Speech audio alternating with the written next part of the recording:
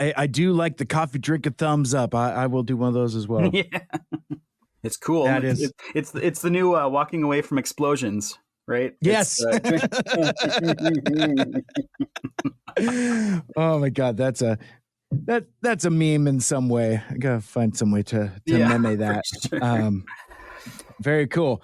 All right, well then let's just jump.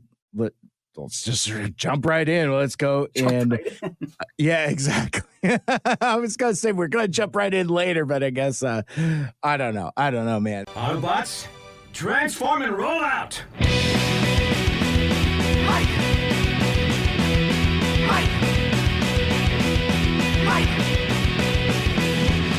So many Mike.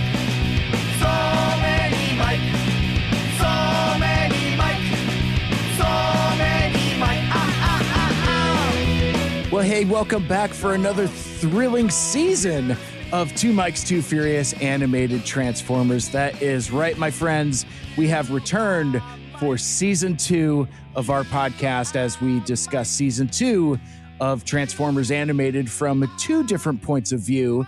My name is Mike Seibert. I have never watched Transformers Animated season 2 before this. I've seen season 1 now, but the whole gimmick of our show, if you're just joining us, is it is from 2 different points of view. I have never watched Transformers Animated before this project, and so I'm a first-time watcher. But rather than listening to an infant stumble and bumble through uncharted territory, I'm not going through this journey unguided.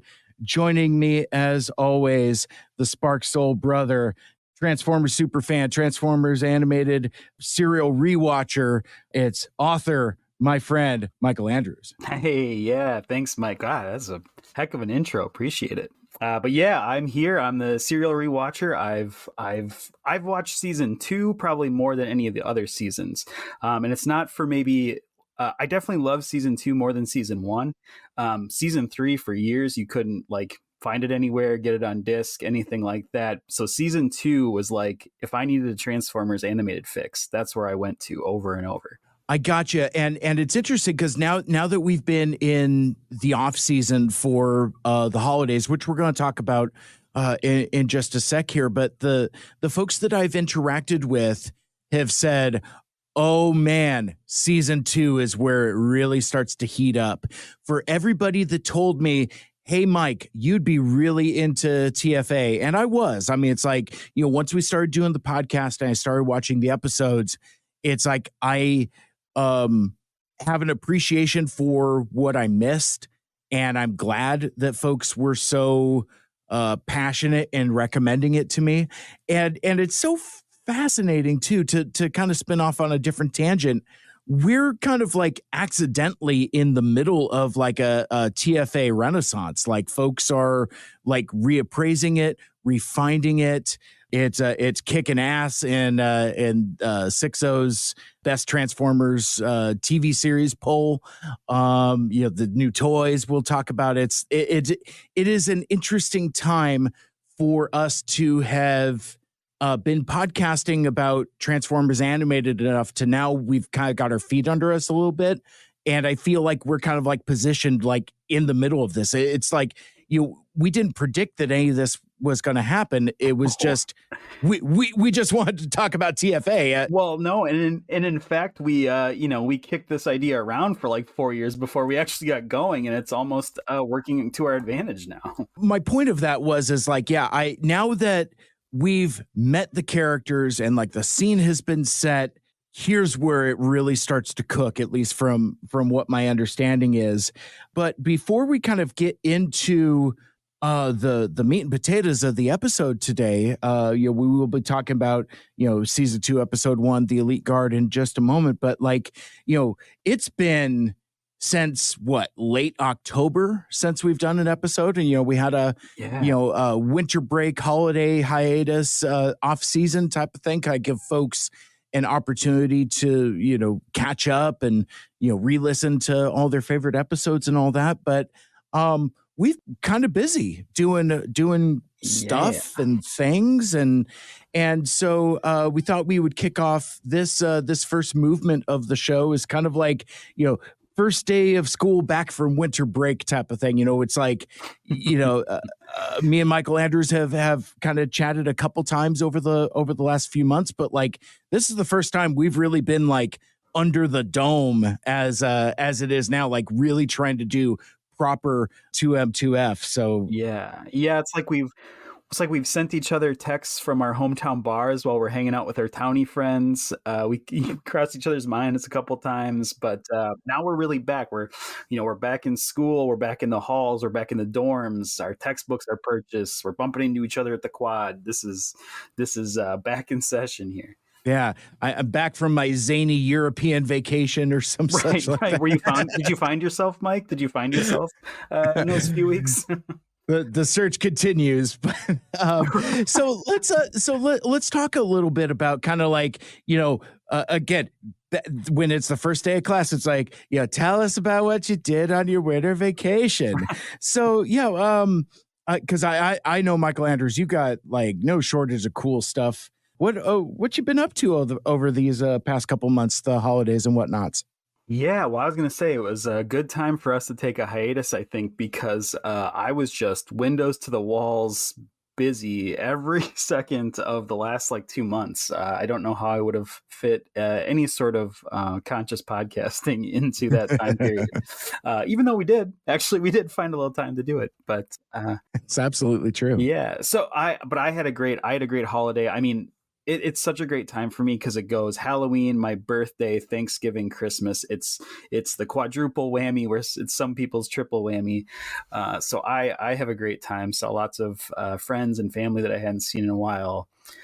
Christmas is traditionally the time where I dive back into Star Wars, especially heavily. I don't know. I think it's because the sequel trilogy came out. It started to feel like a Christmas movie to me, kind of the way some people feel about Harry Potter. So I really enjoy doing that. I'm doing a really big rewatch of the series where I'm taking a break between episode 2 and 3 to watch a bunch of the Clone Wars, read some of the novels. So I'm not watching it in any specific schedule, but just trying to fit as much media, connective media in between the movies as I go. I want to get a real expansive rewatch. So that's been a lot of fun, digging out all my old Star Wars toys, kind of finding a new appreciation for those. And Christmas is also a time where I get into Gundam quite a bit. I started like a decade or more ago. I started this little thing I called A Very Gundam Christmas, and it started just because usually I had to work on Christmas, so I would pop in a Gundam series and watch that, and then it kind of evolved into I have a little more free time on Christmas, so I started to build a Gundam model kit while I was also watching Gundam. And there's actually a Gundam series that takes place on Christmas. It's a 6-episode kind of short series. Takes place the couple days before Christmas and ends on Christmas Day. So that's kind of the one, my go-to to watch that. I guess where, if I can make a little Transformers connection to that. Sure, please. So that kind of kicked off, I really got into anime a little bit more, kind of rewatching some of my old favorites, checking out some new stuff from that Very Gundam Christmas. And it evoked so much of Transformers Animated for me. I guess when I think of Transformers Animated, at least up until this project, I always thought of it as sort of like the Looney Tunes version of Transformers, right? In my head, it was very slapsticky and all this stuff. But really, I'm starting to see more and more how much they're borrowing from anime. Specifically, I watched Robotech, The New Generation, which is all about transforming motorcycle armor. And then I watched this amazing one called Megazone 23. Didn't know it existed, but it's so beautiful. And it's also about a futuristic motorcycle. And I'm just seeing so much of Prowl, the animation of Prowl driving around in his motorcycle mode that I'm seeing in this anime. And it's the artists really are taking cues from a lot of those things. So that was kind of a big thrill for me to see that. Mikey, are you into anime at all? I mean, where's your? I really am not. It's just I had the same brief phase that a lot of folks my age did in high school in the late 90s, back when we unfortunately called it Japanimation, that kind of thing. So I mean, it's I've seen a lot of classics. Like, I've seen Akira. I've seen there was a phase where it's like, we made like a Vampire Hunter D reference not too long ago in one of our episodes. I saw the always troublematic Ninja Scroll. I had a buddy of mine who was actually kind of like the kind of the lead person, the gateway person on it. Oh, that's a great one. Is it though? Well, it's a great one for your gateway. I mean, gotcha. I think that's everyone's gateway. Yeah, I was gonna say. I mean, there's some unpleasant stuff in there retroactively, but yeah, and it was kind of interesting because like even in that time, I found my taste kind of starting to drift because like I seemed to be a little more into kind of like the action comedy type of stuff. Like I was like into like Pat Labor Tank Police for a hot minute. That kind of stuff, but yeah, so somewhere along the way, I just kind of like drifted and didn't really get into it. My buddy got into like super into Dragon Ball, like before it was imported into the US. Like he had like, like all these like Dragon Ball Z posters and like, it's like, ooh, Dragon Ball GT, what the hell is that? Oh, it's Japanese. Don't worry about it. I'm like, all right, whatever. But yeah, it didn't necessarily stick with me and resonate with me, and I think it was just because I just kind of grew into other passions. I just never really I didn't have a guide to get me back into it. Yeah, and I did. I was very lucky for that, and ended up going to some conventions and stuff like that, and kind of had my eyes open to that world. So it's always been a little bit of. I think maybe where I was going with this though is just that I at first felt guilty that I was cheating on Transformers Animated a little bit this holiday season with some Gundam, and ended up thinking about Transformers Animated so much is kind of cool to see. What about you? I mean, I guess Christmas wise, did you do anything special? Did you get any good presents, good goodies? It was a lot of family stuff. We kind of have like a Four Christmases situation, kind of similar to that Vince Vaughn, Reese Witherspoon movie that nobody seems to remember, sure. but me and my wife watch like every other year because it resonates in a lot of big bad ways. But like, is that your if I can interrupt quick, is that your go-to Christmas movie? I mean, is that like one of them? It's certainly high in the rotation for sure. Sure. I don't know what the top is. Actually, if you were to ask my wife, what she would say is that the top for her is aggressively not Christmas movies, Serendipity and The Family Man. She likes both of those. And they are as much Christmas movies as White Christmas is a Christmas movie. Sure. Like, now what I mean is like, so the holidays have long since passed, we're like, deep January at this point, but like, I have grown weary of the postmodern like Die Hard as a Christmas movie type thing. Or not only we've already transcended Die Hard as a Christmas movie to say like Die Hard is the best Christmas movie. And it's like, fine. If like the problem with that kind of discourse is that it has now shaken traditional Christmas movies out of the canon. Let me explain. So like when like you talk to like these Die Hard as a Christmas movie evangelicals, they'll say it's like, well, Die Hard absolutely is a Christmas movie because it absolutely needs Christmas to operate. If they are not having the Christmas party at Nakatomi Plaza and John McClane flies across the country to go to the Christmas party, then Die Hard doesn't happen. And it's like, okay, fine, whatever. But the problem is once you start applying that logic to actual Christmas movies, is Home Alone a Christmas movie? Is Christmas a strong component of it? Arguably, because they travel for the holidays, not necessarily Christmas itself. Like, I think the movie ends on Christmas Day, I think. I don't remember it. It's been a while since I've seen it, but like, it's one of those things where I mentioned White Christmas. Like, it's not Christmas until the end of that movie. Oh yeah, there's no movie real happens Christmas in it. Yeah. No. So you could argue like, so my version of it is like, oh yeah, okay. So Die Hard is a Christmas movie. Well, guess what? White Christmas isn't a Christmas movie because you don't need Christmas for the story of White Christmas to happen. Right. That movie could have been called Winter Soldiers. I think that would have been oh my God, yes. I love that. Oh man. And you just you recast Chris Evans as Bing Crosby and Sebastian Stan as Danny Kaye. You have your next MCU Christmas special, right? Oh my God. Pump it out.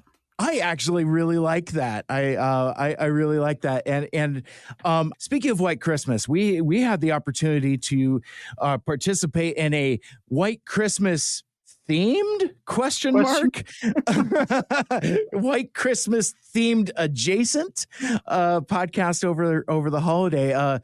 Before I get back to like some of my holiday stories, and do we want to talk about our adventures with our friends the Autopod Decepticast? Yeah, our couple adventures out there, because we also kind of did another Christmas podcast too, if you want to get technical. Oh, that's right.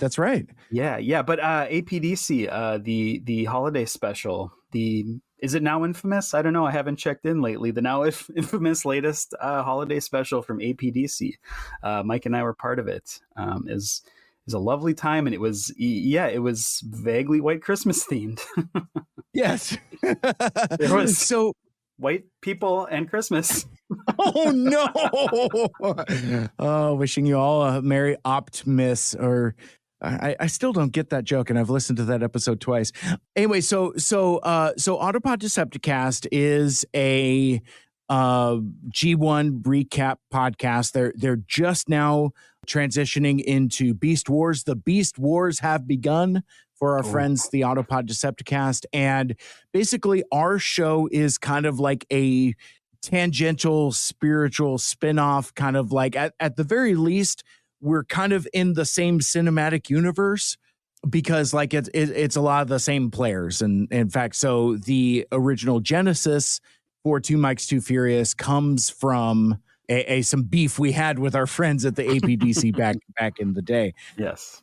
So anyway, I just wanted to lay that track. So like, both of us, both me and Michael Andrews have been on their show a number of times now, and we were brought in to participate in their Christmas special, which also doubled as a kind of brief overview, the Japanese sequel trilogy for G1, that being the Headmasters, Super God Master Force, Victory, and they talked about Zone as well, because it's all part of Japanese G1.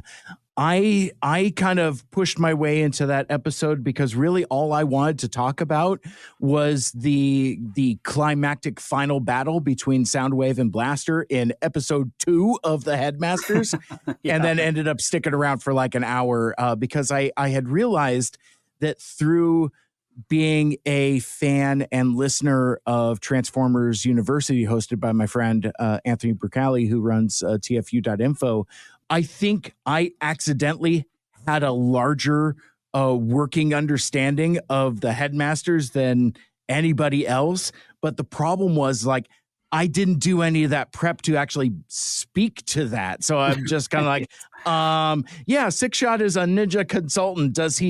But is he a ninja that consults, or is he a consulter of ninjas? It's like, so I'm trying to do something with that. But Michael Andrews, I meant to ask you this at the time. So I'll ask you now, because like I ended up talking to Ant later on my show. How familiar were you with the Headmasters? I have a very specific question I want to ask you though. Sure. I mean, not as familiar as Super God Megaforce. Super God Master Force, but I watched that show too. Yeah, right, both good. No, but I'm familiar, own it, watch it. Yeah, have toys from it. Oh, okay. Because like I think I misunderstood something in the in the cadence of the discussion, because like as Aaron is going over some of the broad stroke plot points, Aaron had mentioned like, oh yeah, and Ultra Magnus dies in an episode. And I'm like, yes, in the famous episode, Ultra Magnus dies, exclamation point. And I remember my dude, Michael Andrews, is like, almost had this like, wait, what? Yeah. So I must have misinterpreted that, because it sounded like you were familiar like that with that, and it wasn't new information like I thought it was. Oh, no, actually that one did get me. I wasn't, when I watched that show originally, I wasn't as into Ultra Magnus as I am now. So that probably didn't hit as hard as it did. And then, yeah, it was sort of a reawakening situation. It really got me. But yeah, maybe that's why I sort of have an aversion now to Headmasters. My favorite character dies in it. So forget it. Yeah. And really, they named episodes like movie soundtracks or like movie scores, so where it gives away what happens in the plot. So you just run down the episode list. You don't have to worry about watching it. Exactly. But like, so I ended up hanging out for like a lopsided amount of time. Like I thought I was going to do some like, angsty cigarette smoking bumblebee like I've done in the past, but I know you took like an hour to describe that fight with Soundwave and Blaster, and then I had to cram the entirety of Super God Megaforce into the 10 minutes that I had left. Yeah, well, so I apologize for that. I didn't mean to encroach on the time for the senator from Naboo, but that was something I wanted to mention that I think our audience would be very interested in to check out that episode, because I wasn't there on the call. I had dropped off, but what I didn't know until I listened to the published episode is that you and Caleb from APDC kind of go down like this eloquent rundown of what Super God Master Force was, a series that I haven't watched and wasn't very familiar with, but like I was picking up on what you guys were putting down, so much to the point, and I think I posted this somewhere, but it's like I really kind of want like a Two Mikes Too Furious style show where it's you and Caleb talking about Super God Master Force. If not, at least episode by episode, but at least something where it's something a little more in depth to give a little more time than what you guys had during that episode, because it sounded like he's super into it. I know you're super into it. You go to bat for it often. Yeah. So really, I was really digging on the passion that you guys brought to the conversation. It was a terrific listen. Well, thank you. Awesome. Yeah, I think it's really interesting. Each one of them kind of took a different series to sort of summarize, and I don't know if they knew it at the time that Caleb, if there's forethought put into why Caleb did Master Force, but actually it makes a ton of sense because he has a rich background in Japanese history, and of all those series, I would say that one is the most rooted in some of these like Japanese religious and spiritual beliefs, and even just the most like traditional anime series of all of them. So it really was the perfect fit for him, and I think as he dives in even more, he'd be, there's a lot more for meat on that bone, to steal your phrase. Yeah, absolutely. Absolutely. Until I realized that there's like 56 episodes. I'm like, oh, good gravy. You're lucky then. You're lucky.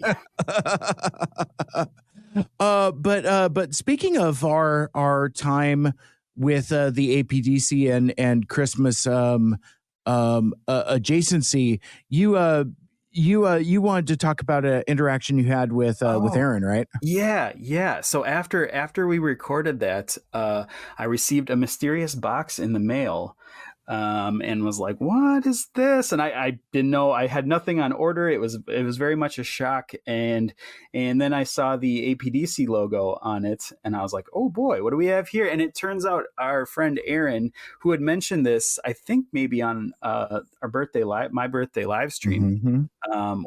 But he had a Transformers animated Starscream that was kind of gathering dust in storage. So he sent me that. I'm showing it on screen here, which is exciting for you audio listeners.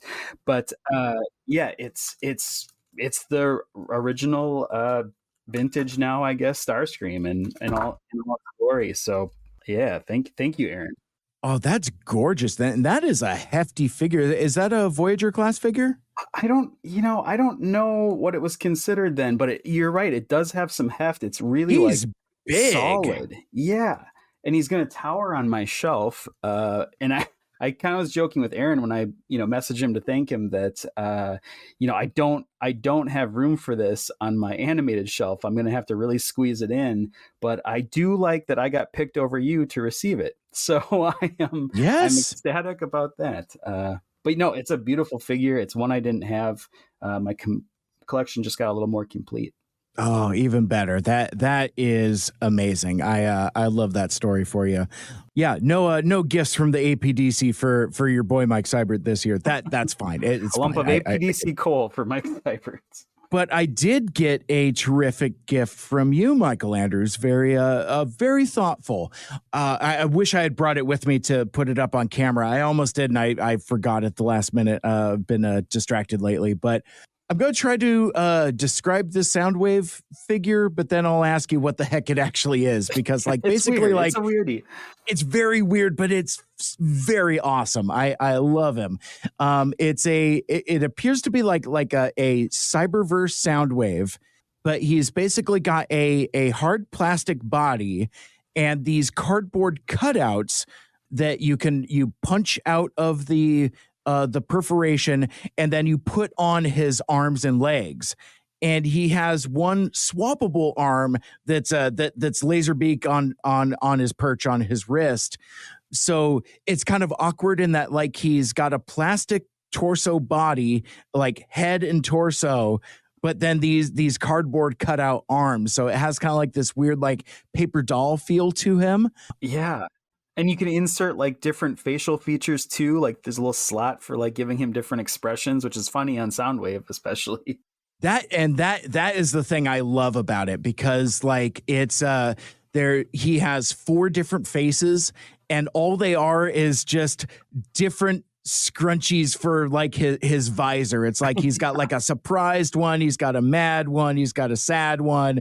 Very, very funny. So it's like I'll sit at my desk at home and I'll swap the faces out, because it's just like a cardboard slot where you pull this cardboard out and put it back in.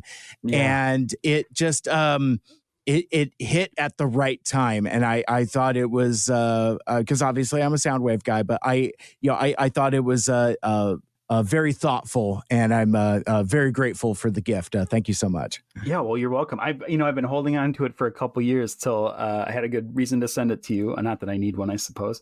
But I kind of I actually have one too. It's sort of a 2 turtle doves type gift. So I have one also, and I kind of thought of it twofold. One, I think it's a pretty unique Soundwave collectible, so I thought it would fit right in your collection. And the other one, I thought it might be good at your work desk. You can sort of swap in the different expressions. If you want to show your coworkers what mood you're in, you can just swap that in quick. But I'm glad you like it. I think it's really cool. It's actually a Wendy's, whatever their Happy Meal is, toy. And I never go to Wendy's. And one time I went, and that was in the box, and we got 2 of them. So, ta-da. My gosh, that's amazing.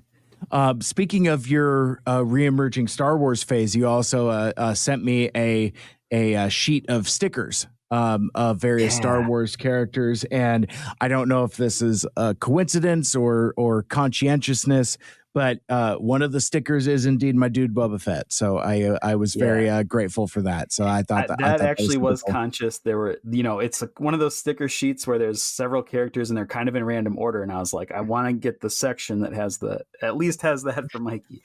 Yeah. So I thought that was really thoughtful and really sweet.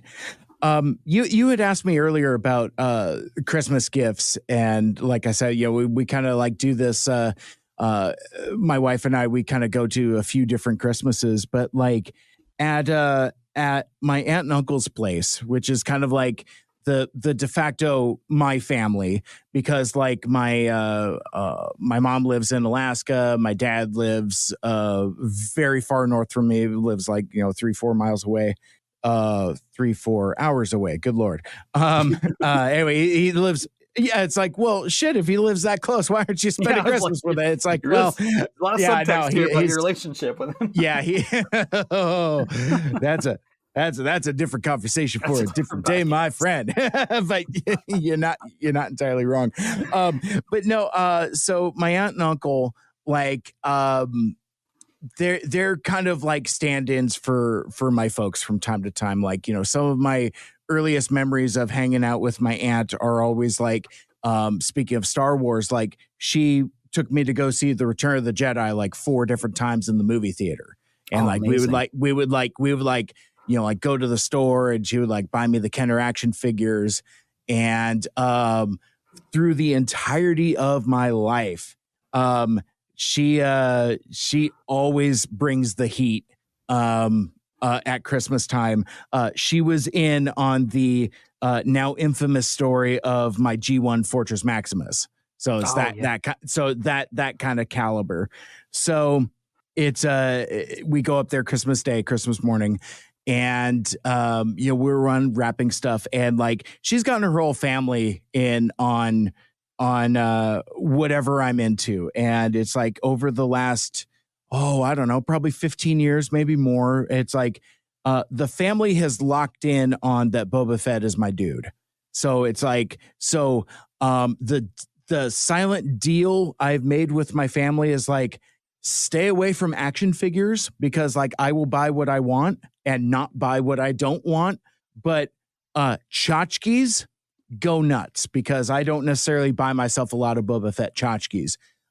So that's usually I come home with Santa's bag full of like Boba Fett thermoses and puzzles and keychains and things like that. Yeah. And this went very similar. Like my cousin got me like a Book of Boba Fett puzzle. My other cousin got me a T-shirt. That kind of thing. But cool. Like it's I'm glad I'm telling this story now because I don't know where else I would tell it. But like, I've told the Fortress Maximus story where it's like, it was like one of the last presents. It was the biggest one. I thought it was a Nintendo. And so Christmas is basically over. And my aunt's like, well, we got you something. And she goes to the other room and then pushes across the floor this giant box that looks like either a Nintendo action set or a G1 Fortress Maximus. I mean, it's like this scale of large box. Yeah. But so I'm like, what the hell is this? It's like, well, just open it up and we'll talk about it later. And I open it up and I see like this flash of like Boba Fett colors. And I'm just like, what is this? And I like, for the first time I could think of in my adult life, I am mowing through a Christmas wrap present with enthusiasm and surprise that I probably haven't felt since I was a child.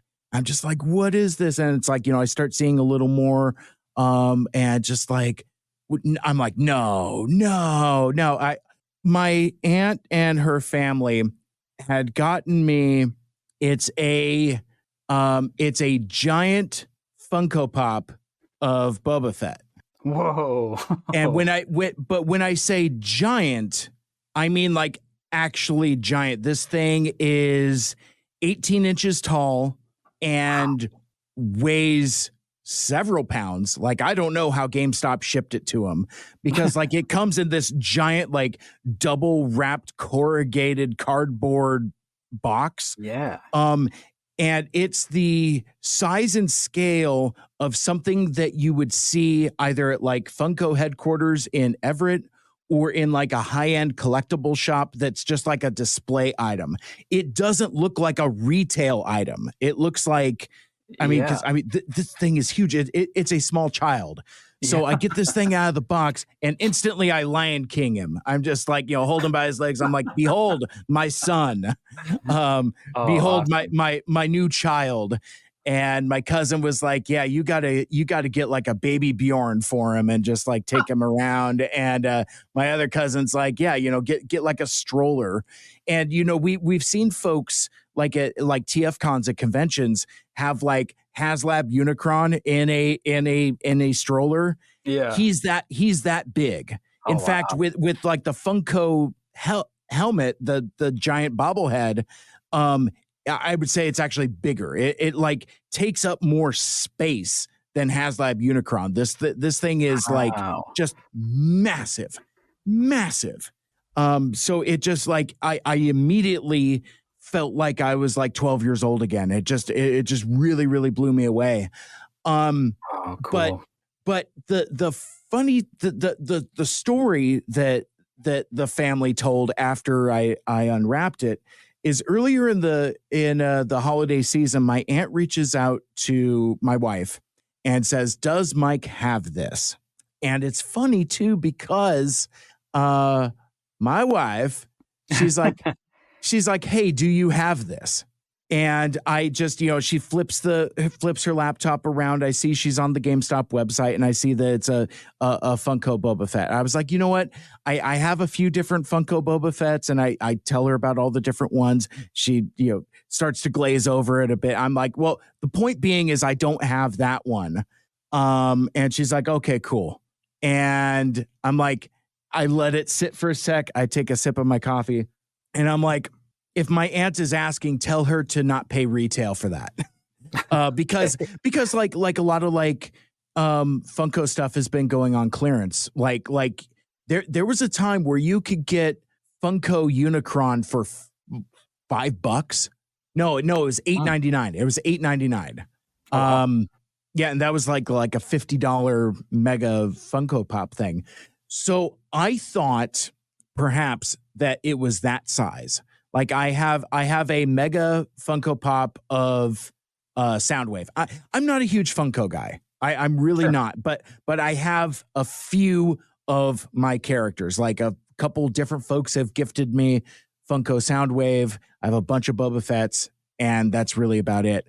But I got on clearance a couple years ago the Funko Soundwave that is impressive. He's maybe like 8-9 inches tall. He's big. Oh wow! But he's not massive. I'll take a picture of him and show him. Yeah, so I'm gonna see the scale of it all. Get a couple in there of different sizes.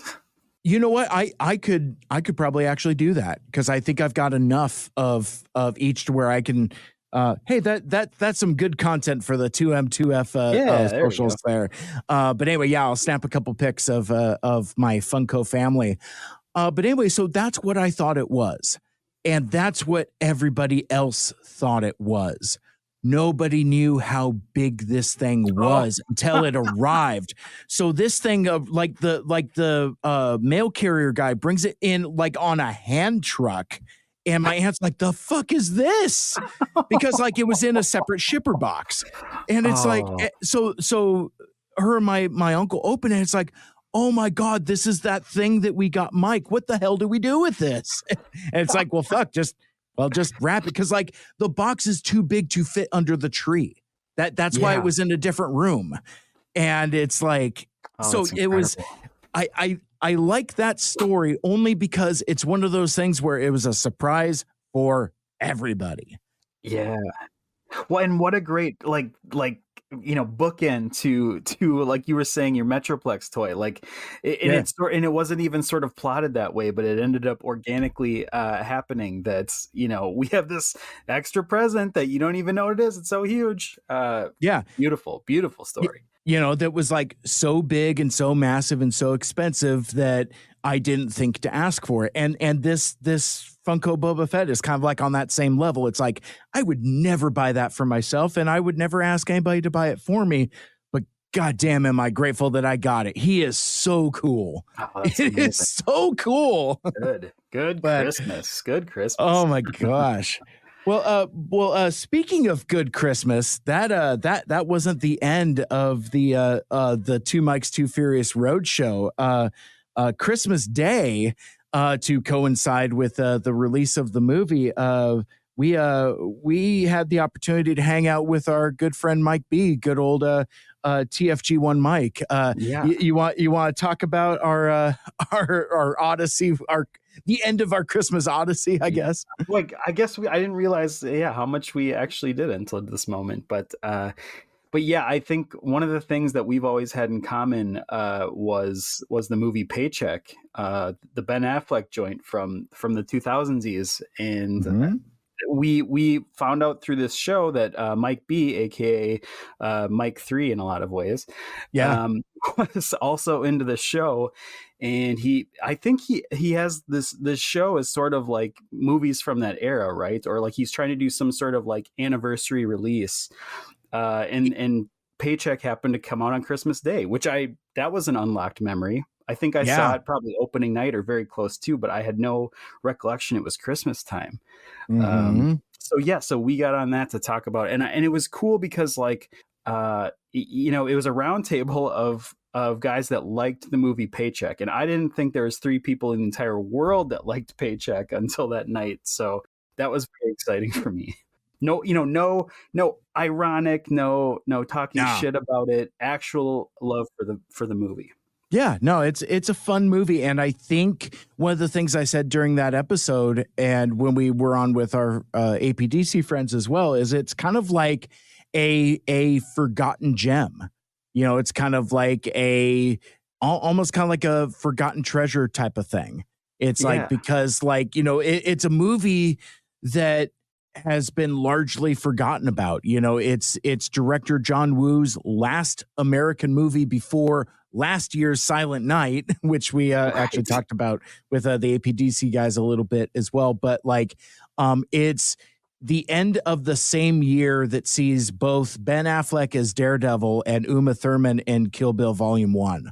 And it's like that. That's kind of the follow up to both of those movies. And it's this weird John Woo, Philip K. Dick, cyberpunk thriller type of thing about a guy that does reverse engineering. I literally just explained the plot to a friend of mine at work last Friday, and he's like, that's what that movie is about? Yeah. And I'm it's a reverse engineering porn, if that's a subgenre of movies. Yeah, because I made some joke about we were talking about reverse engineering. I'm like, oh yeah, and then they'll wipe your memory at the end of it. And he's like, what? I'm like, Paycheck, bro.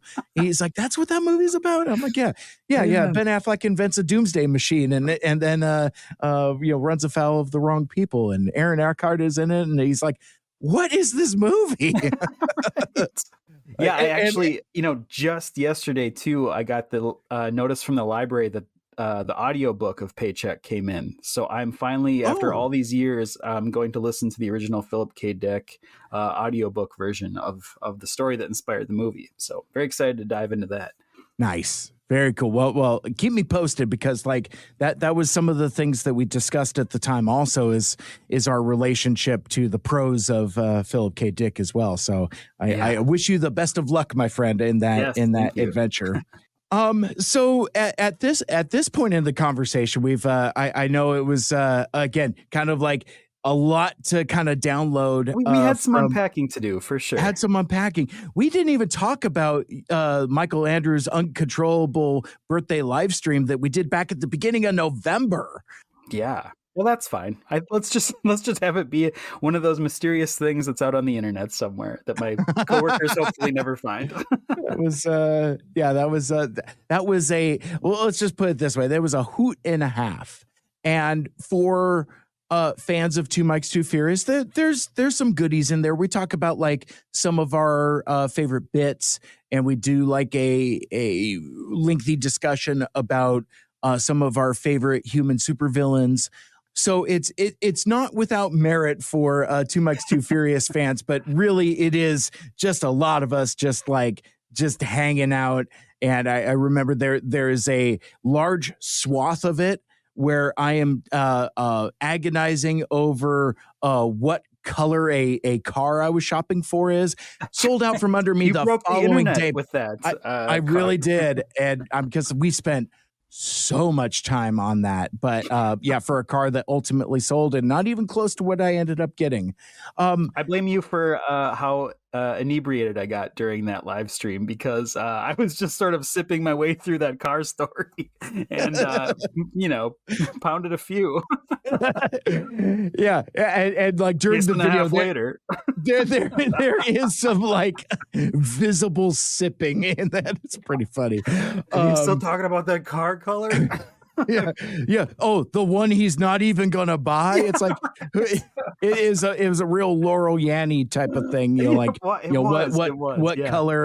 What color is the dress situation? That kind of thing. Well, and it wasn't even you necessarily driving that conversation. Everyone else was as baffled by it as you were. So I mean, there's definitely precedence for it. I'm glad I was able to cede my time my birthday time, if you will. Yeah.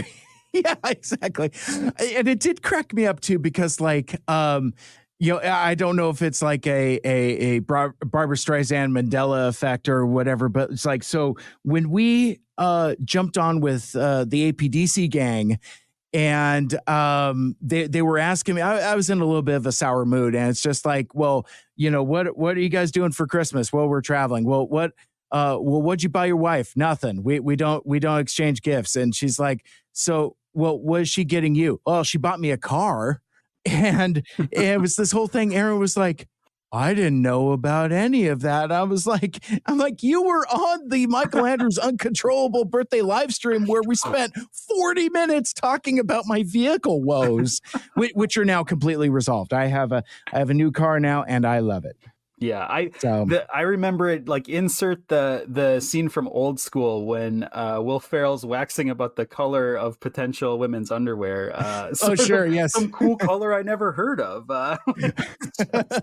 That's what plays in my head when I think about that conversation. So that's some of how we spent our winter vacation. I promise we're gonna talk about season 2, episode 1, the Elite Guard, eventually. Yes, but let's remember why we're here. The reason for this season, Transformers Animated.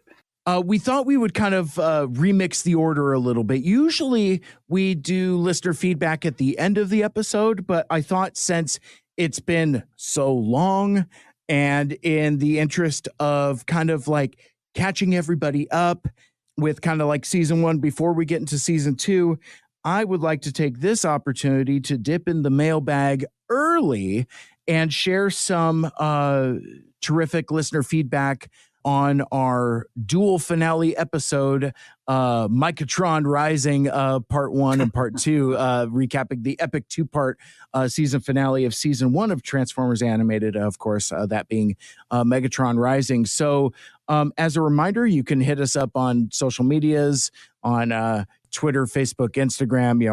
I heard it on the X gonna give it to you, whatever. You can also send us an email to mikes2furious@gmail.com. I don't think anybody has actually done that ever. I guess email is just passé, but whatever. Would love it. Would love to hear it.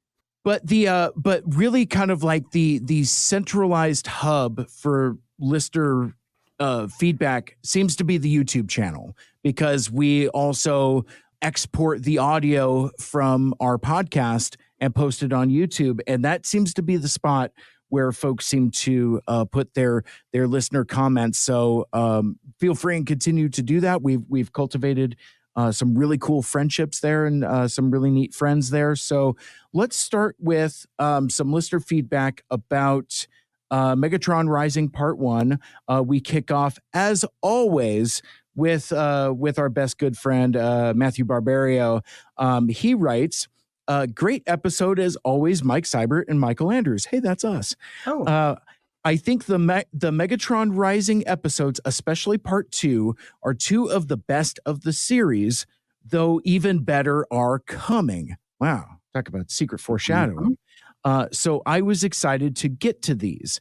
I found myself relating to the discussion about not having watched a lot of Transformers series. Like Mike Seibert, there are many I haven't watched yet for various reasons. I haven't even finished Beast Wars yet, but only have a few episodes of it left.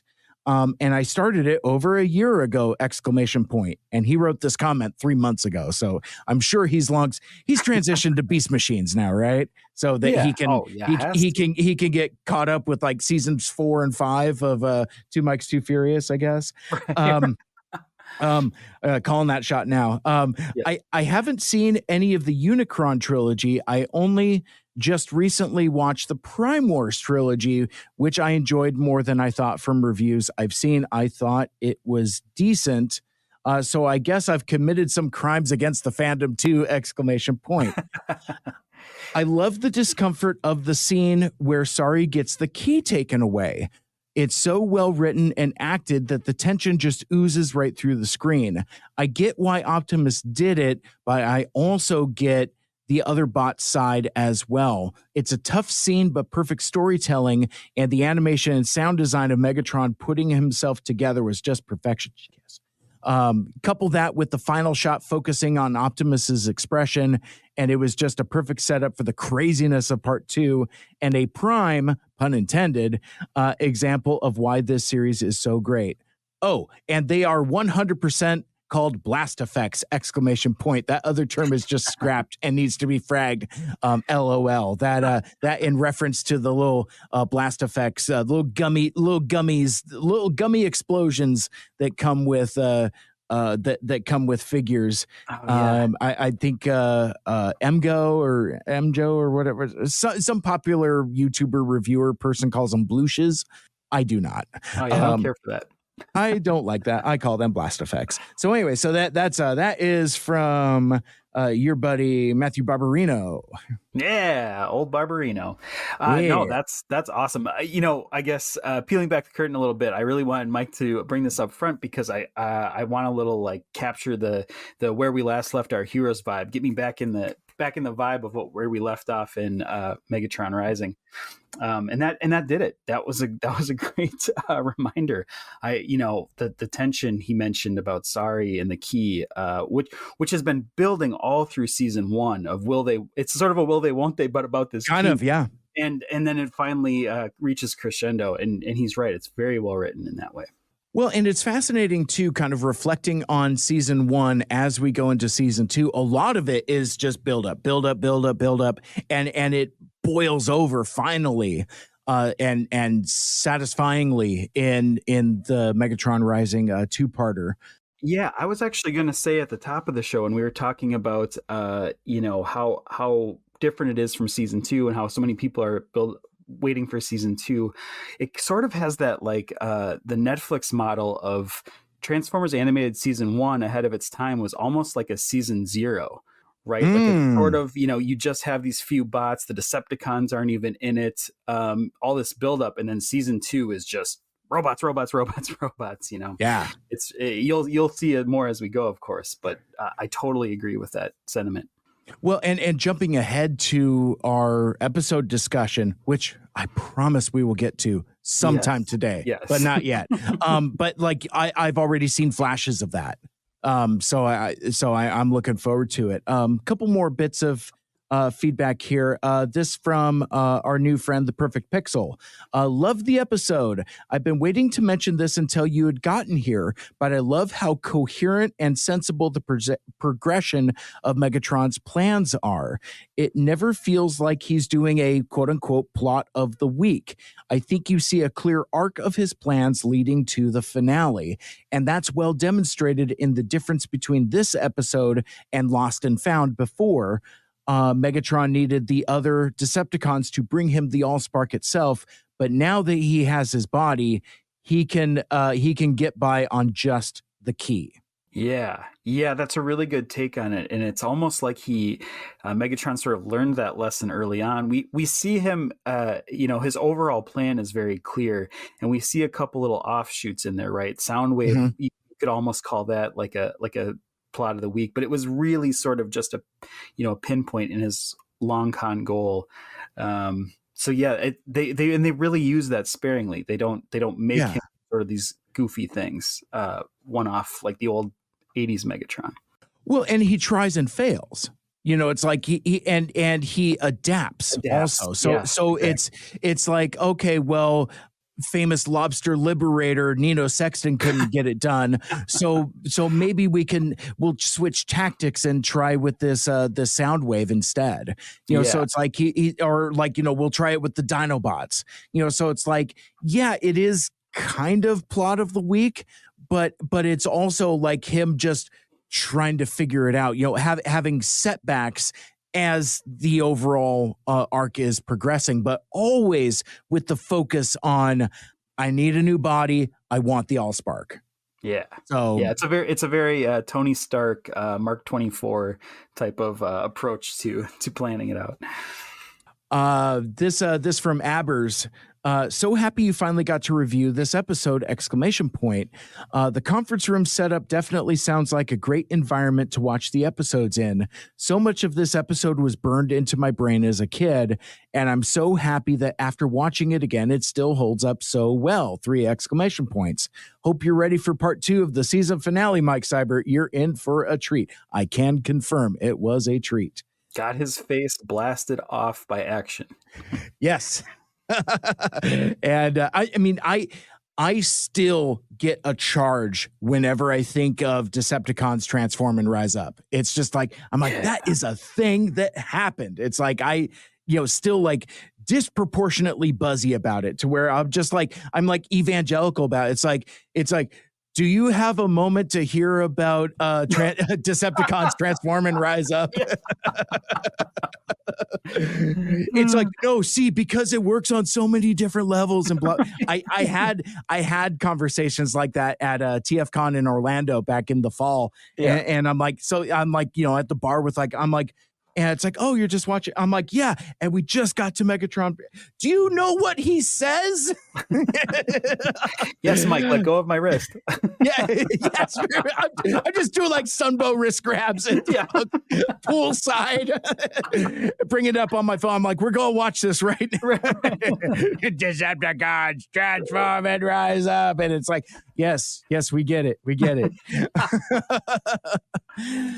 The second paragraph of this comment from Abbers, also super happy that you like the Optimus figure that's getting released.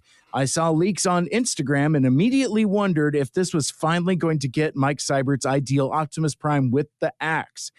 Can't wait for you to get your hands on that. More on that later. Yeah. The last comment we had on part 1 is from KG, who I think is a new fan of the show, or at least was 3 months ago. First time I caught an episode on release! I like how I set these up, and then the answer is in the text as I read it. Every time. So KG writes, first time I caught an episode on release.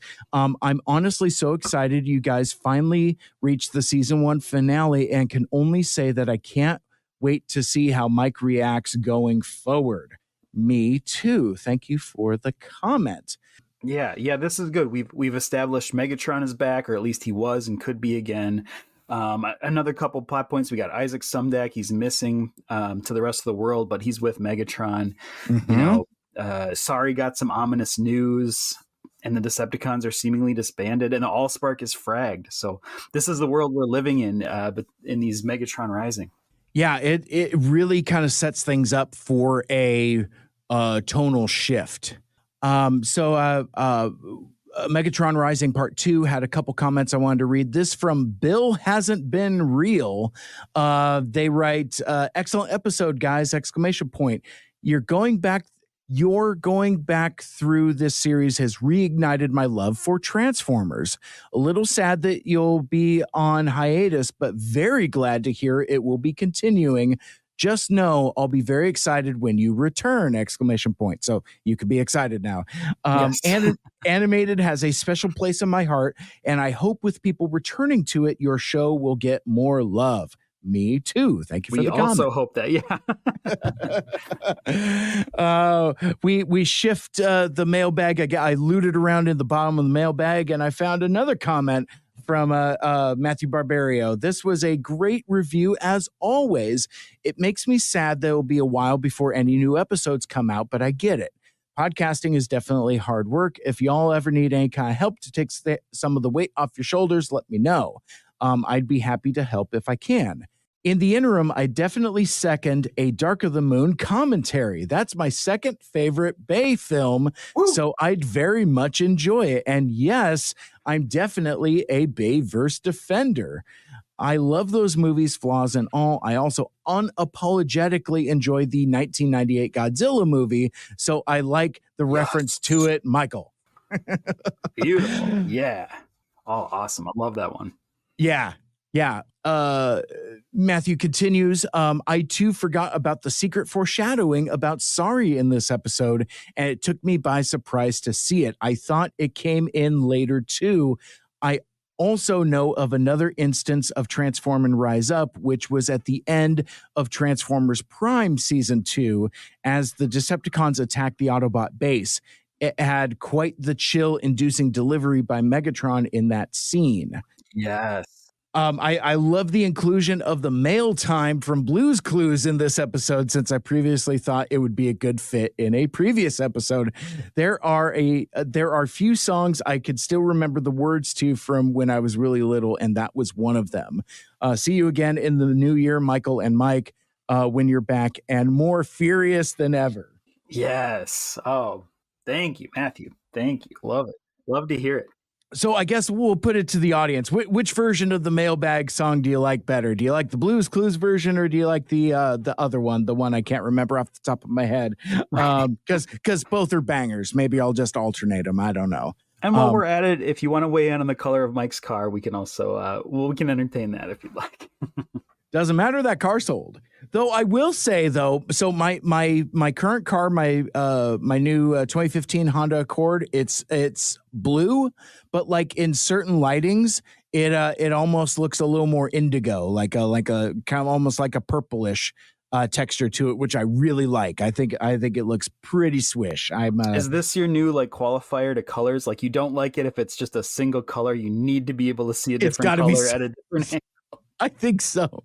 I love it. And then finally, the last entry in the mailbag for this session, this from new fan of the show, Ichabod Drift's Takeover. Wow, I wasn't expecting the shout out to our channel, so thank you so much, my guest. That's me. My friends and I at the Pocketbot Collective have all been feeling a bit of that fatigue over the last few months, as evidenced by our sparse uploads of late. We feel you on taking a break for the holidays. Certainly looking forward to continuing this journey with you when you're ready, and I hope you both have a great holiday season. I think I could say definitively we did. Thank you for the comment. We did, yes. Thank you. I just wanted to give the best show possible, and those are such a massively busy couple of months. I'm really glad we do it. I'm really that we're coming back to this with a fresh face. Yeah, I feel refreshed and reinvigorated, and I'm glad that we took a break. I would imagine that going down the stretch, we'll probably end up following this kind of same cadence, where it's like we'll go through season 2, take a break, and then kind of go from there. And in fact, it will probably end up shaking out to be kind of the same. So maybe there'll be a return of the Michael Andrews Uncontrollable birthday live stream in November, and maybe we do some Christmas stuff too. I don't know, but no, I think this works really well, and I think we're at a spot now where we're super excited to get into this, because I think sometimes with episode recap podcasts, they get so into the grind of it that I'm like this was a suggestion you had, Michael Andrews. It's like, let it sit, let it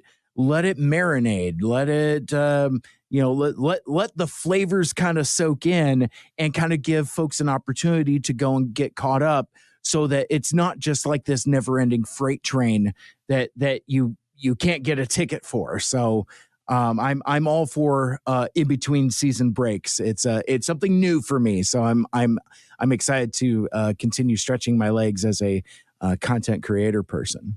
Yeah, beautiful. Yeah, it'll be our little Rumspringa, but we'll call it a Rumspringer for Transformers purposes.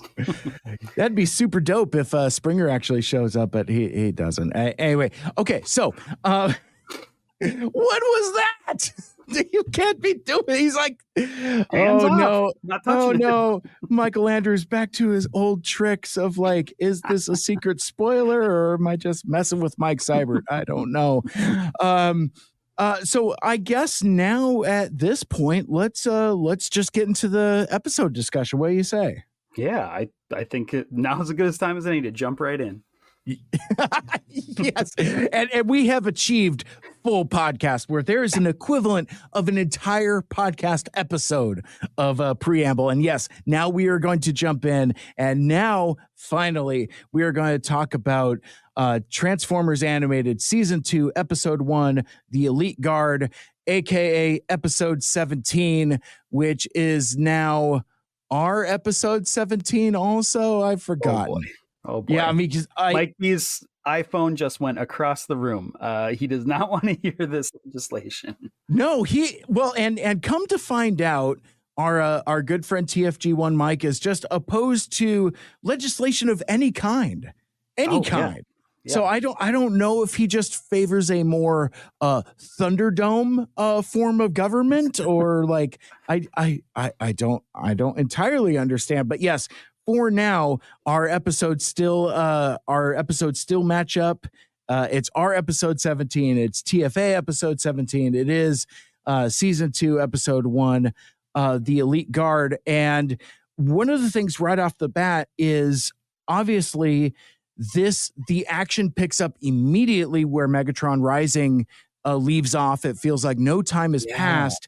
And that's what kind of weirded me out too, because did you know, Michael Andrews, that this episode aired on April 12th, 2008, 2 weeks after season 1 ended? Oh, wow. I didn't know that. Megatron Rising Part 2 aired on April 5th, and The Elite Guard aired on April 12th, which I did not know because, again, I'm trying to stay as relatively fresh. Like, I didn't watch this episode for the first time until like the Tuesday before we recorded on Sunday. That's really interesting. I guess when I watched it again for this recording, I just assumed it was sort of like a Far From Home, No Way Home situation where they just wanted to pick up right where they left off. But maybe it was a choice made because it was only going to be such a tight turnaround time between seasons. Yeah, it's like I had no idea. I mean, could you imagine if you're watching like Transformers G1 and you watch Heavy Metal War, and then like the next week it's the first episode of season 2. I don't remember what the first episode of season 2 is of G1, but anyway, yeah, it kind of threw me for a loop like almost immediately. So this episode is written by Rich Fogel, who has written some of 2 of my favorite episodes of season 1, that being Total Meltdown and Lost and Found. And it looks like he has a couple other episodes coming up. But I feel like that this is kind of a successor to those 2 episodes, because it is kind of that dichotomy between being action heavy, but also kind of like not exposition heavy. That's the wrong way of putting it. But what's your take, Michael Andrews, on the Rich Fogelness of this episode? Yeah, well, I mean, spoilers. I guess I'm surprised it didn't have Meltdown in it, but at the same time, I think he was a great pick to sort of jump in here, because it is something that if you're not going to have Marty Eisenberg proper kicking off the season, you need a seasoned writer to kind of jump in and pick up right where the action left off. This isn't one of those one-off episodes where you can just hand it to any writer, give them a basic outline, and have your way with it. This needs to pick up right where we left off, get everybody up to speed, a little bit of exposition, and you got to get the good Transformers animated exposition, the one that doesn't feel like exposition. It just gets you there. It's fast-moving, fast-paced. It's the Aaron Sorkin walk and talk, I've called it, of Transformers. It gets you right there where you need to be. And what I like is the shorthand of this series too, because like when you open on the still very much destroyed Sumdac Tower, you immediately know that the action picks up right where Megatron Rising Part 2. I mean, it feels like a little bit of time has passed, because like you have this thing where the Autobots are starting to do what they do best and build bridges and repairing infrastructure, but like, yeah, it doesn't feel like a ton of time has passed. It's very close. They're still sifting through the rubble. It's almost as if they're still standing there in shock from what has just transpired. I mean, it's very early.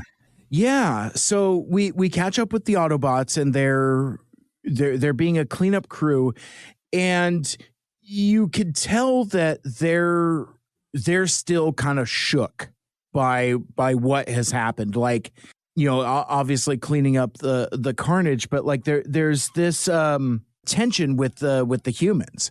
Like I think like a bit of like highway is messed up, and there's like a woman and a child like stuck in traffic, just beep beep honking the horn, and Optimus thinks he's gonna help and just picks up like this chunk of road. And it's interesting in this moment of tension where like suddenly, like in my notes I wrote Karen alert, but like that shifts immediately, where it goes from like, can I speak to your manager, to like, oh no, I'm suddenly terrified. And to the point where the sight of Optimus Prime with a huge chunk of concrete hefted over his head is fear-inducing. Is that really kind of also sets the tone for what this motion of the story is, because like as we had said in season 1, and the thing that's fascinating to me about the TFA Autobots is their first responders and their superheroes. So it's like, so those are kind of like new takes that I was really vibing with. And what happens when those heroic figures are now seen as terrifying, and this lady hightails it out of there with the quickness, and Optimus kind of has this wariness about him. So the Autobots are kind of a little downtrodden and kind of defeated, and this comment from Bulkhead just cuts right to it. Well, I liked it better when we were heroes. And that says it all right there about their attitude, about where they are in this particular motion. And Optimus comes back and says that We're still heroes, Bulkhead. We just have to remind them. Right. Yeah, it's a really, you almost forget, because there was such a natural climax to season 1 of Megatron coming back in this battle, but it was also such a great turning point for a proper sequel to sort of have our heroes become something different. They've striven, whatever you want to say, to the point of hero, and now they're sort of reverted back to, well, not even reverted back. They were sort of heroes from the get-go last time. Now people are actively afraid of them. I guess I'm just thinking it from a writing standpoint of like how smart it was to take, the natural climax of season 1, but make it this total change point for how we see our characters. It's really smart. Yeah, absolutely. And so Ratchet notes that there is a member of the team that's missing from cleanup duty, and where is Bumblebee? The guy always trying to get out of work. Some things never change, while everything else is. Yeah, so he's taken up a new role as a secretary for Sumdac Systems. He's rolling around the office with endless phone calls. Like, I don't know who is endlessly calling Sumdac Systems, where it's like, and I don't know how many phone lines they actually have, or if B is just talking to the same person. Isaac Sumdac's office, please hold. Isaac Sumdac's office, please hold. Like he's just like right. unengaging, re-engaging, unengaging, re-engaging the same line. Yeah. Like, at the radio station I work at, I have 10 lines on my phone. So I've been in a situation like that, especially when we're doing like a caller 10 contest or something. It's like, hey, some DAC systems, you're calling number 1. Some DAC systems, you're calling number 2. Right. Well, as a big fan of Jerry Maguire, it was kind of nice to see that scene sort of played out. The massive phone calling, and he's got sort of, it's built in, but he's sort of got his hand to the headset to sort of field all these calls. I really like actual it. Bluetooth. yeah. And this is where I think the break with reality kind of starts to happen a little bit. Like, I think even though Transformers Animated takes place in the far-flung future of 2157 in New Detroit, when you see Sorry Sumdac sitting behind the desk running her dad's company, that's, to me, like, I'm incredibly reluctant to criticize or say anything bad about the show because I've enjoyed it quite a lot, and one of my delights is in seeing how adult and written up it is. This is some Disney Channel shit with like, the 8-year-old CEO. It kind of bugged me. And as we go through the motion of this plot of early on in the season, it starts to irk me more. But like, so we catch up with Sari, and she's kind of swamped with trying to the dual task of trying to find her missing father, who is missing. He is a missing person. And bizarrely, she seems to be the only one concerned about it, which is odd. Well, I think, I was going to say on that note that this probably would have been weird to me if I hadn't watched this episode. After watching Godzilla -1, this sort of idea of a destroyed city, people just kind of piecing together what they can, some semblance of the hierarchy of how things used to be. This actually made a little more sense in that context. I think I saw it as sort of Sari coming into the office to try to find her dad, and just getting kind of bombarded with calls, and just, doesn't know what else to do except field the calls, try to paste her father's business back together. At the same time, she knows that this dick, Porter C. Powell, is trying to take it. And so to your point of like, no one seems to care. I think a lot of people have been gunning for this top spot, and this is just a time to grab power.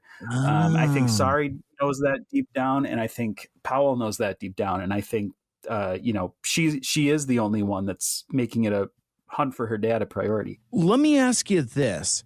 How much time has passed, do you think? Because that really gets me to recontextualize my take on it, because like you unlocked a good few things that I hadn't quite considered. I assumed that like some time has passed, but like not a lot. Maybe a week tops. Oh, I would say not even, maybe hours, minutes. Yeah, see, and now that having that context makes me look at things very differently, because I thought that we're catching up with like a average day with the Autobots. Like, the Autobots go and work on trying to fix the roads, and Bumblebee and Sari go to the office, and Sari has been trying to be baby CEO for some kind of short extended period, like let's call it a week or something like that. That's the plot of a Disney Channel type of thing. Yeah, absolutely. And that's kind of how I read it, especially with as zany of it as Bumblebee trying to answer the calls, but then also how Sari's reaction to like, well, no wonder my dad acted so crazy. Hold my calls. I need a break. Okay, boss lady. That kind of thing. Like that's a Disney Channel line. Sure. Hold my calls, I need a break. Sure. But I would argue it's think, also a Cartoon Network line, which is what we're originally watching this series on. So it is for children at the end of the day. Let's not forget. There you go. Well, but the thing in this podcast we've tried to do is really avoid kind of being brush off to it's a kid show. It's a kid show. Sure, but absolutely. you're right though that is important, and maybe in this moment I kind of neglected that a bit because like it is so emotionally intelligent, and more mature than just being just a kid show. Like, we kind of use that like dismissively. Right. Well, and I think too, to your point of like how much time has passed here. I didn't realize you thought it was a week later. I was thinking, minutes later. That definitely changes the context of the show. Yeah, that's interesting. But she does say here, this company's name is still Sumdac, so until I find my dad, I'm staying right here, and there's nothing you can do about it. I think that's a pretty cool point to leave that on. I also like the reference that Bumblebee calls her boss lady. Because again, we're taking the naming convention of boss, that goes all the way back to Beast Wars. That kind of thing. So it's like I like that. That's kind of I like that. That's boss bot, boss monkey, boss lady. Yeah, it all fits. So the proceedings are interrupted by a shooting star / comet / invaders from another planet. Which again, now my world is rocked by this taking place immediately after Megatron Rising. Because, like, think about this. So, like, the Decepticons have just been freshly defeated. And now here comes this this foreign spaceship, which folks seem to be having varying degrees of concern. It's like, well, did you see that? It's kind of hard to miss, that kind of thing. Yeah. But we do get a classic Optimus transform and rollout, which I am always a fan of. Transform and roll out. And I totally forgot to mention this earlier. Like, the thing that, like, it's really a thing that, like, you have to study the animation, or not study it, but pay attention to it. The thing that I like about this version of Optimus Prime's truck mode is that he can take on a variety of different trailers. Like, we see him in the opening segment there, where he's got basically like a dump truck trailer. Yeah. Where, like, Ratchet is like, using his magnet powers to, like, drop hunks of rubble and stuff in there, which I thought was pretty cool. Well, and it's actually really cool because that's where we first see them in season 1, right? Them just sort of being like the construction crew bots. It was a really nice way to get them back visually into that element. So the the Autobots are chasing whatever this this falling object is. Yeah, they race to the heart of the city, and I really love this spot because we get a little jurisdiction game with Fan Zone, right? The classic Who's Crime Scene is this sort of thing, and Fan Zone admittedly gets in some good jabs. He's like, why should I let you through so you can wreck the other half of the city? I mean, stick it to him. I'm Team Human at this point a little bit. That was a biggie. Yeah, he's like, not again. Right. That kind of thing. So you can already see that the trust is strained between the Autobots and the humans. And to your point from earlier, that is a really cool spot to start off a brand new season. Because imagine in any other continuity where it's like, again, I keep going back to G1, but in season 2, it's like, it's the Autobots are welcomed and all that. So to kind of take that and flip it to where, they're not quite Transformers renegades at this point, but right. but they are kind of on the outs and not necessarily in this higher esteem as they were just a couple episodes ago. Yeah, so they follow this shooting star to the heart of the city, trade some blows with Fan Zone, and then what it turns out to be a ship, actually, an arc even, or at least like a blue version of the ship that they landed in, which that now we're up to some shit here. Kind of, though, also because I've for my G1 score at the end of the episode, I'm kind of trying to I've taught myself a new system. I'm trying to keep track of it as it goes. This is kind of like a exaggerated version of the Transformers the movie shuttle. Like it's like if you look at like kind of like the wings and thrusters on the back, but the thing that the design cue that really sealed it. And the Autobot arc doesn't have this, or the ship the Autobots come in. It's kind of got like that fork split Millennium Falcon type of thing in the front of it. Yeah. So there's a lot of design cue. Obviously, it's blue and not orange, but this looks like a TFA version of the Autobot shuttles from Transformers the movie, or at least for my eye. Yeah. Well, I think it's a smart design too. I mean, it's got some nostalgia built in, but it also, it's taking what we know from this series as sort of a grunt ship, a construction crew ship, and being like, oh, we can be way bigger. We can be way more regal. It's kind of the difference between like the Royal Naboo starship versus, their little jet fighter. The little N1s. Yeah. Yeah. You can see like design, between them, but the different monster. I would also say too that like for an audience first time viewer, I mean, obviously I know that, I mean, it's the episode is called The Elite Guard. I mean, so obviously I know who's going to come out of the ship, but for like a first time watcher, you can see that this kind of like shades of blue shuttle, and it's like you can have that same unease that the humans have. It's like, well, what is this? Is this more Decepticons? Are these different aliens? What is this? Because it's decidedly a different hue than the shades of red and orange that we've seen from the other Autobot ship. Right. Well, and enough pleasure delaying on my part. I've been building up this moment because I love this. The hatch opens, the steam comes out, and you see what is my favorite Transformers insignia in all of. Maybe I have one that I like a little bit more, but what, Michael Andrews? Tell me. He's not going to tell me, is he? Well, I guess we're just going to have to leave it right there for right now.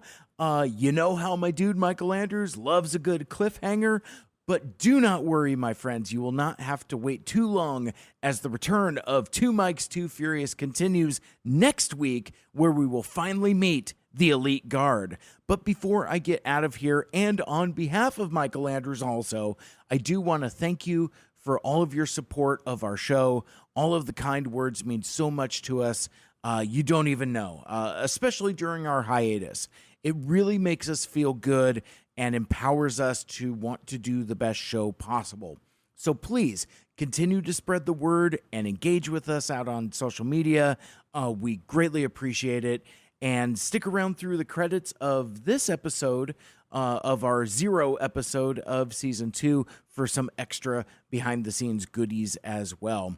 Well, so until next week for Transformers Animated Season 2, Episode 1, The Elite Guard, my name is Mike, and for my co-host, the Spark Soul brother himself, Michael Andrews, make good choices and eat some pizza.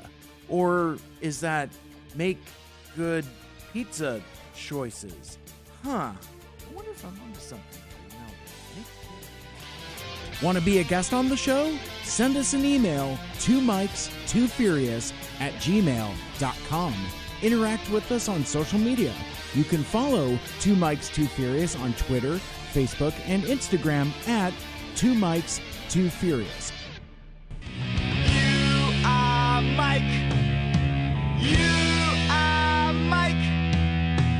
You are Mike. Mike. Mike. Mike. So many Mike. So many Mike. So many Mike. So many Mike.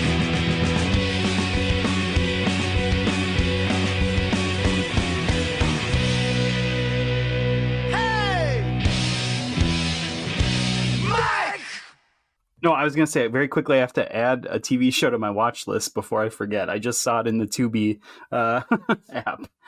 And I have a little to watch list on my phone. Oh, that's awesome. What do you use for your to watch list? Do you have like a Google Doc or? No, actually, it's just whatever the Samsung Notes app is. Oh, okay. On my phone. I'll put it up here, and that it's on Tubi. The show Haven. Do you remember that show? The name sounds familiar, but I don't know if I remember anything about it. I think it might have been on the Sci-Fi Channel originally, but it was like it's like an FBI agent. It's a little bit of like an FBI Supernatural type thing, sort of like a Fringe or a Fringe meets Supernatural. This FBI agent tracks this killer to this town, and then he dies. And then while she's there, all this weird stuff starts happening. So she kind of stays and tries to figure it out. That's ringing some bells. It was always a 2-watch for me, but I didn't actually have cable, so I had to. Now I've been waiting patiently now for 10 years or so. Well, speaking of weird deep dives, I watched the 2 episodes on Tubi the first time through, but then I had remembered from like a previous episode we had talked about that. It's also on a Roku channel. You know, the same place where the Weird Al biopic movie is. Yeah. So anyway, I was there. I was like, oh, they got TFA. That's sweet. So I for my second time through, actually late last night, I watched the episodes again, but this time I watched them on Roku channel, and it is an interesting bit of trade-off. Because I think the resolution is a little better. I don't know if it's like a true HD transfer or whatever.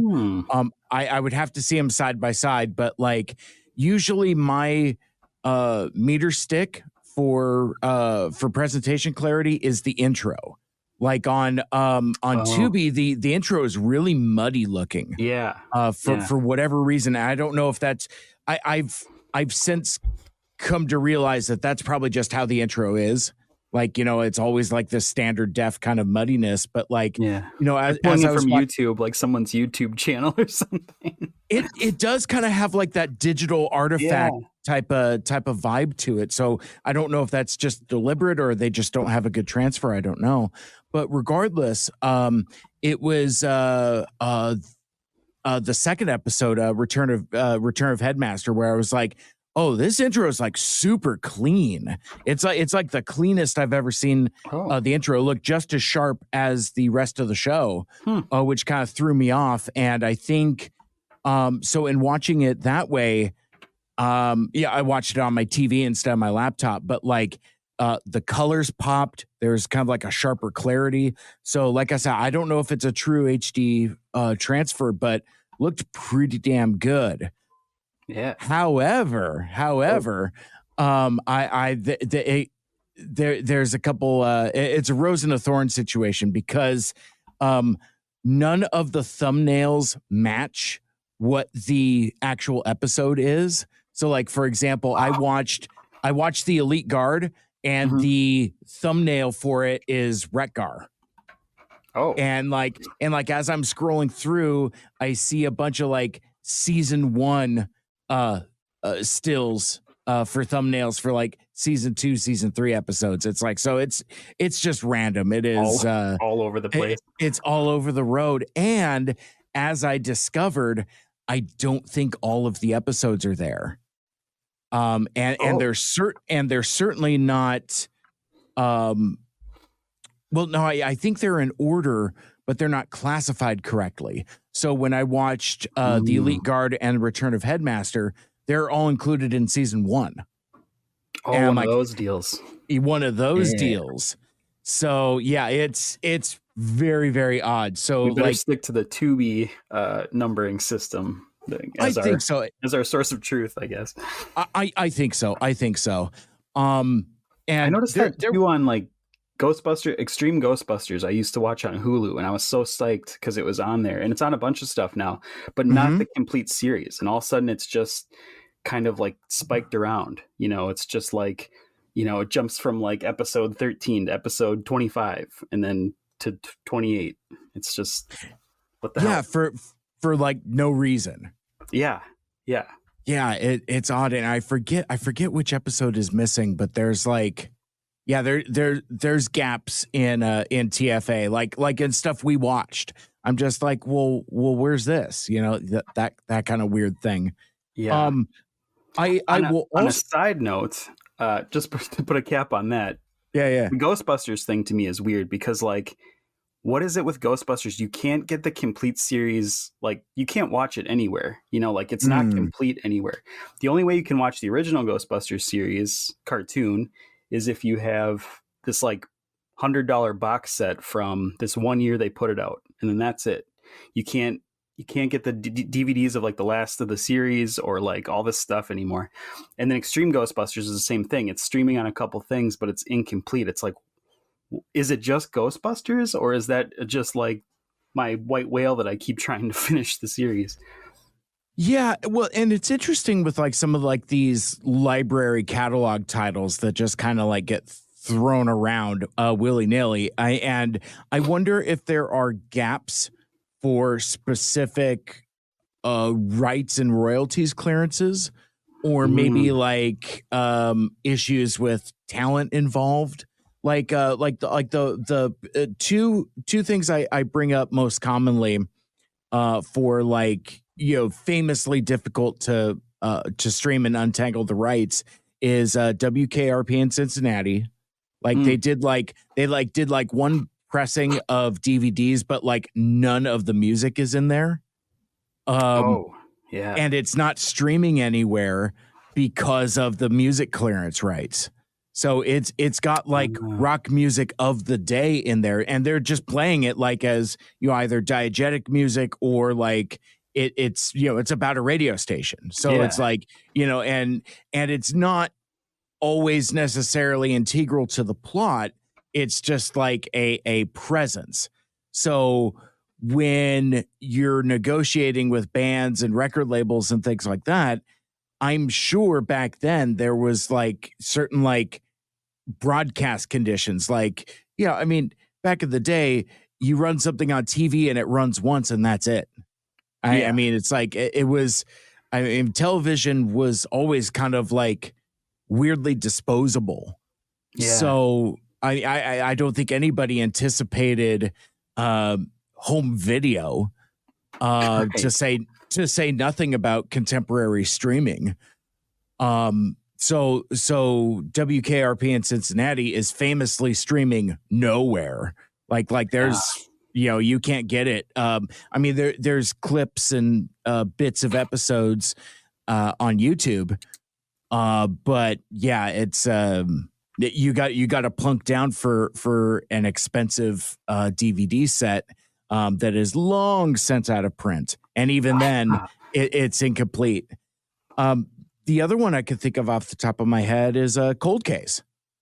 Right. Yeah. Speaking of Catherine Morris, but no, it's like, so because that it's the same thing. It's the music clearance rights, and the music is so integral to the texture of that show. But yeah, it was like granted that's a more contemporary show, but it was the same thing. It's like they probably had like certain usage rights for television broadcast, but nothing about like streaming. Like I remember when I got now Paramount Plus, but then CBS All Access, and I'm like, I'm gonna go through and watch Cold Case. I'm gonna go through and watch Jag. No Cold Case, and like half the episodes of Jag aren't up there. So it's like, yeah, streaming is weird.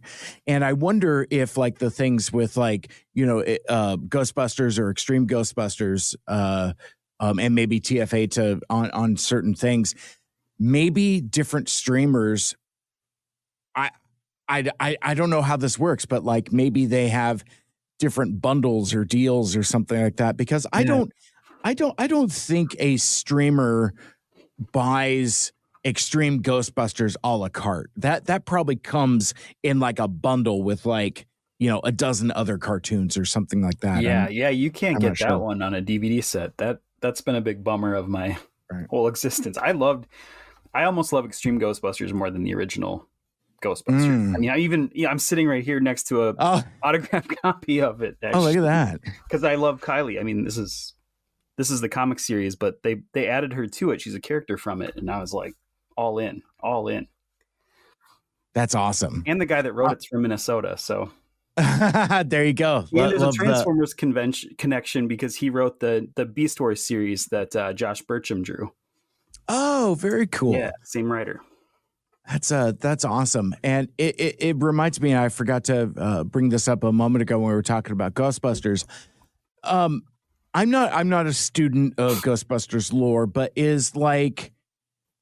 am I misremembering that like the real Ghostbusters cartoon went through like a couple iterations early on? Like, wasn't it kind of similar to like, you have like Batman, the animated series, but then later you have like the new Batman Adventures where it's like, it's the same show. They go in the same box set, but like, I seem to remember some kind of like, I don't know if it was like a change in network or something like that, but it seemed, it was like maybe like when they added Slimer or something like that. It was like the real Ghostbusters and Slimer or something. Yeah, well, Slimer and the real Ghostbusters was what it was rebranded as. There it is. Shortly thereafter. And that was a little more like Slimer and some kids were getting into some antics, and then the Ghostbusters would also be there. Like there was like almost like junior headmasters a little bit. Like there's like junior Ghostbusters and Slimer. It's pretty fun. It sort of had like a pup named Scooby-Doo type feel. Like it was that same sort of like funny, irreverent, but it was good. And you can't get it. You can't get it complete anywhere. If I would have known that, I would have put some money towards that big Firehouse. If you've ever seen it, it's like a DVD set that looks like the Firehouse. It's about, yay big. Oh. And it has all the discs in it. And it's the only place you could have got every episode. And it's just the cartoon? Yeah. Got it. Oh, that's interesting. Because like in a sense, it's like when you're describing the giant Firehouse, I was like, oh, shoot, are we like throwing movies and shit in there too? And, to make it like, well, because like plenty of those and plenty of different versions. So. I'll bet it's a real Transformers the movie situation there. It is my Transformers the movie. I have like every time I see a DVD copy of it or something, I'm like, yoink. Oh, that's awesome. I bring that up because one of the anniversary editions of Back to the Future included the cartoon. So it's like you get the trilogy and the cartoon, which is arguably not very good, but whatever. Right. That kind of thing. But it was interesting for like that one print run. I want to say maybe it was like the 30th anniversary, maybe the 35th, where it's like they called it like the complete collection or some such like that. I think that's the one that comes in a box that looks like the flux capacitor or something like that. I don't know that version. Yeah. But yeah, I mean, I was collecting the box sets, the volumes of Ghostbusters, the cartoon, and I just quit because they were very expensive to get a hold of, and they aren't complete if you're buying them in singles. I mean, It's weird because they like put them out in the world. But that's what I mean. That box set, like they put them out in volumes, right? Volume 1, Volume 2, official releases. But for whatever reason, like volume like 7, 8, and 9, right, is only in that box set. It's like they have the ability to print it. They made a packaged individual. They never put them out outside of that box set. Oh, that's weird. Great histories of the world. Yeah. Well, I wonder if that's sales driven. Maybe just like sales of the previous box sets where, like it was like maybe like a steady decline or like a lag or something where they couldn't justify the cost or expense or whatever of continuing that print run. That could be, yeah. I didn't realize it bothered me so much until this conversation, but I'm finding a lot about myself, I guess. That's how we do, baby. We just dredge up that existential dread. It's so good. Oh man, it's good. One quick throwback too, and then I'm gonna let you finish your thought. Sorry, but I was just looking up. I found this interesting. Haven, that series I started talking about, did air on Sci-Fi originally, but it's based on a Stephen King novel called The Colorado Kid. Never knew that. Oh, that's interesting. Yeah. Totally and random. Huh. Well, and it's funny because like I wouldn't say I'm a huge King fan. I mean, No. I'm as much a fan of Stephen King as the greater pop culture is. You know, it's like I mean, icon status assured and all of that other stuff, but like I mean, I remember when I was younger thinking I could take on some of those books. Like like I have like a hardcover copy of the Stand that still remains unfinished, and I've had that for almost 30 years. That kind of thing, and it's just like it. I feel the same way, to be honest. I think people get nervous when they talk to someone who writes because they think, God, they must love Stephen King. They better not insult Stephen King, but I'm not that guy. Like, it's just, I think his thing, I've been trying to put my finger on it for years because I have read a few Stephen King books. I have liked them, but I think it's like people know that the book he wrote is good on paper, but they don't enjoy reading it. But they're like, it's a good book. I don't like it, but I know I'm reading a good book right now. Like, does it make any sense? That makes all the sense, actually, because the thing that I was going to counter with is that he does have terrific, iconic concepts. Like you run down like the premise of every Stephen King book, and it's like, oh, that sounds awesome. Yeah. And yeah, on the whole, it could be a good book or a good story, which I think those could be two different things also. But I think for me, where King's prose loses me is in the density. It's you know, when you're spending entire chapters on just scene decoration and not even necessarily like setting up mood or tension. It's literally describing a room. Yeah. And it's like, I mean, on one hand, I appreciate that attention to vivid detail, because I think me personally, like the way I talk and I tell stories, I like to do a lot of that. It's like, oh yeah, and I was here, and that, you know, and throw in some sensory stuff. And I think that, I mean, I'm going to pretend I'm not talking to a writer for a sec, but like, you know, but I think like, you know, sensory touchstones are important. Like, you know, how did the table feel? What did you smell? You know, those kinds of things I think are, can be important that sticks with a reader. Like I remember in my senior year in high school, I was in like AP English, and we had like some kind of writing assignment. And I don't remember what it was, but I remember that like my writing partner talked about like going to the county fair, and like it was all sensory stuff.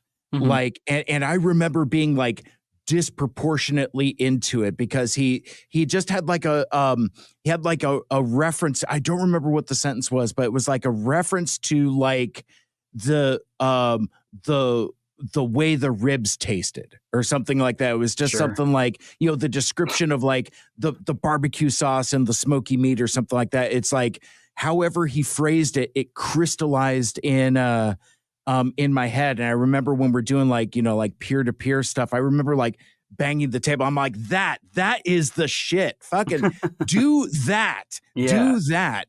Because like, it was just like so vivid when I read it. So, I mean, I think that stuff is important, but I think what also stuck with me about what that guy wrote that one time is that it was also brief. It wasn't just like, oh yeah, and the sauce was lovingly drizzled on, and you could see it like, you know, drizzling down the side of the succulent riblets, so much so that you could see the flecks of the black pepper in there as the meat began to sweat and fall off the bone. It wasn't anything like that. It was like one sentence. It's just like, it's like, oh man, sure love those ribs, or some shit like that. But yeah. But it's like, so, but that's terrible at sensory stuff. So I I both love it and hate it, right? Like I wish I could do it. I appreciate it when it's done well. I don't really do it. It's not really like my writing style to get bedded down in that. Well, because it's you also want to like move the plot and have snappy dialogue and have, character moments. And that's where I'm going with my thoughts about Stephen King, is that like he does so much texture that it's like, is anything actually happening? So it's like, there's as with anything, there's always a balance. Yeah. I think it always needs to like have a purpose. And I think sometimes Stephen King doesn't have a purpose, but sometimes he does. One of his earliest works is Salem's Lot. And that has whole chapters where he's describing an entire town at once, right? What's going on in everyone's apartment and everyone's house. But it's to gradually make the town appear smaller as it gets, eaten basically by vampires and overrun. Right. So it's shrinking and shrinking. So it becomes the ticking clock of the story, which is when it's really used well. But yeah, if you do it for every bedroom and every scene that you start, it starts to lose that. And I think he understood that like early on, and that's why Salem's Lot is so great. And then he sort of like, it became his thing, and I got to paint this massive picture as I go for my 800th book of the year. Right. Not everything needs to be a overly descriptive tableau. Yeah. Sometimes it's okay to just tell a good story. Right. And I think, and I wonder also how much of that comes down to editing. Maybe after he's become Stephen King, maybe that's just part of his process where he just writes and writes and writes, and at a certain point it all just stays in. Yeah. Maybe there's a version of Salem's Lot that's twice as long that a younger Stephen King was like, yeah, I wrote all this stuff, but that could just be internal Bible for me. Let's just throw all that out. Right. I don't think that happens anymore. And I'm not alleging that happened. Like, again, I don't really know his process, but that seems like something like a younger person would do versus what a older veteran person would do. Yeah, absolutely. Because I look at the way that I edit podcasts, because it's like, I mean, there was a time where I'm like, just like super meticulous.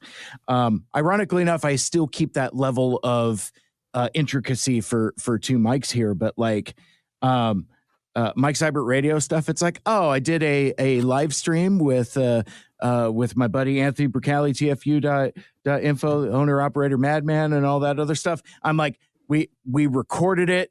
And I chopped it in half and just put it up. I did fuck all with it. Like in terms of like, well, that's not true. I inserted some drops and things like that. But in terms of like the meticulous editing that I would have done as a younger person, you get to a certain point where it just maybe doesn't matter as much.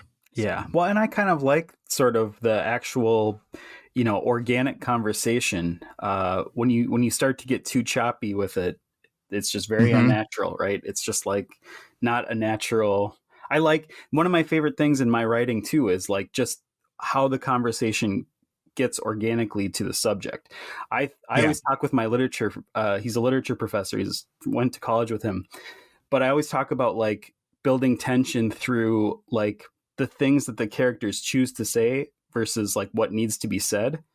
Like I almost feel like that's like a fourth form of conflict, right? Just the you versus, it's almost a you versus self, but it's more like two people opposing but not speaking to each other.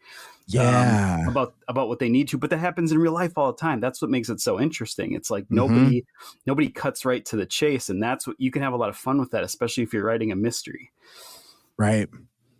No, I love that. That's awesome. Yeah, I'm back in writing mode. Speaking of what we did on our winter vacations, Hell so yeah. I'm going to be a little snobby probably about writing. Hell yeah. No, I love it.